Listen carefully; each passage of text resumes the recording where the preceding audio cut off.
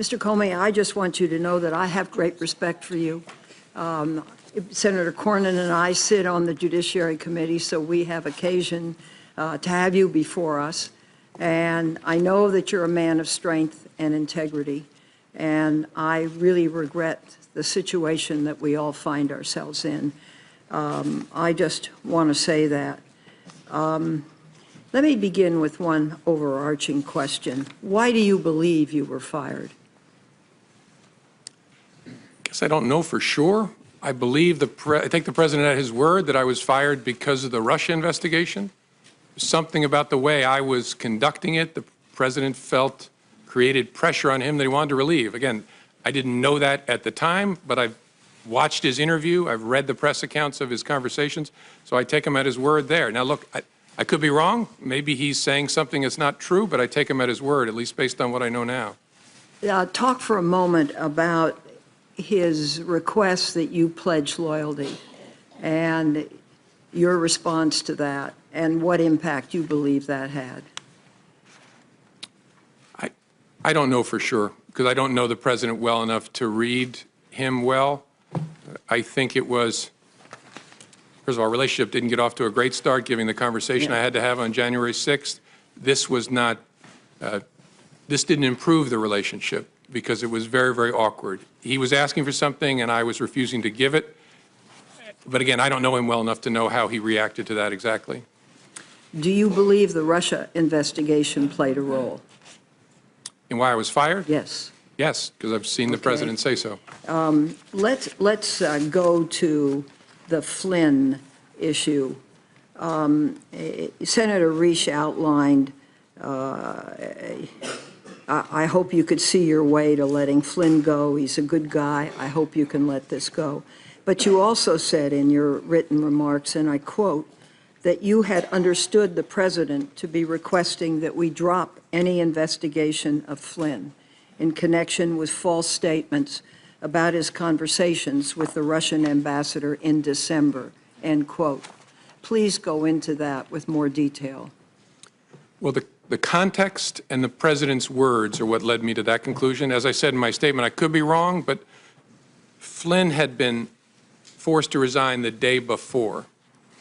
And the controversy around General Flynn at that point in time was centered on whether he had lied to the vice president about the nature of his conversations with the Russians, whether he had been candid with others in the course of that. And so that happens on the day before. On the 14th, the president makes specific reference to that.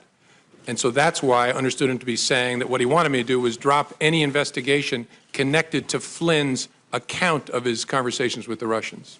Now, here's the question. You're big, you're strong. I know the Oval Office, and I know what happens to people when they walk in. There is a certain amount of intimidation. But why didn't you stop and say, Mr. President, this is wrong. I cannot discuss this with you? It's a great question. Maybe if I were stronger, I would have. I was so stunned by the conversation that I just took it in. And the only thing I could think to say, because I was playing in my mind, because I was going to remember every word he said, I was playing in my mind, what should my response be? And that's why I very carefully chose the words. And look, I've seen the tweet about tapes. Lordy, I hope there are tapes. I remember saying, I agree he's a good guy, as a way of saying I'm not agreeing with what you just asked me to do.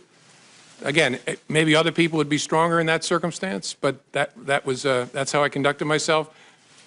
I hope I'll never have another opportunity. Maybe if I did it again, I would do it better. You described 2 phone calls that you received from President Trump, one on March 30 and one on April 11, where he, quote, described the Russia investigation as a cloud that was impairing his ability, end quote, as president, and asked you, quote, to lift the cloud, end quote. How did you interpret that? And what did you believe he wanted you to do?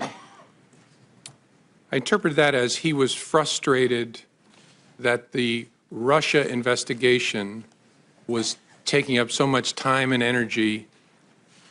I think he meant of the executive branch, but in the public square in general, and it was making it difficult for him to focus on other priorities of his. But what he asked me was actually narrower than that. So I think what he meant by the cloud, and again, I could be wrong, but what I think he meant by the cloud was the entire investigation is taking up oxygen and making it hard for me to focus on the things I want to focus on. The ask was to get it out that I, the president, am not personally under investigation. Hey there, thanks for checking out CNBC on YouTube. Be sure to subscribe to stay up to date on all of the day's biggest stories. You can also click on any of the videos around me to watch the latest from CNBC. Thanks for watching.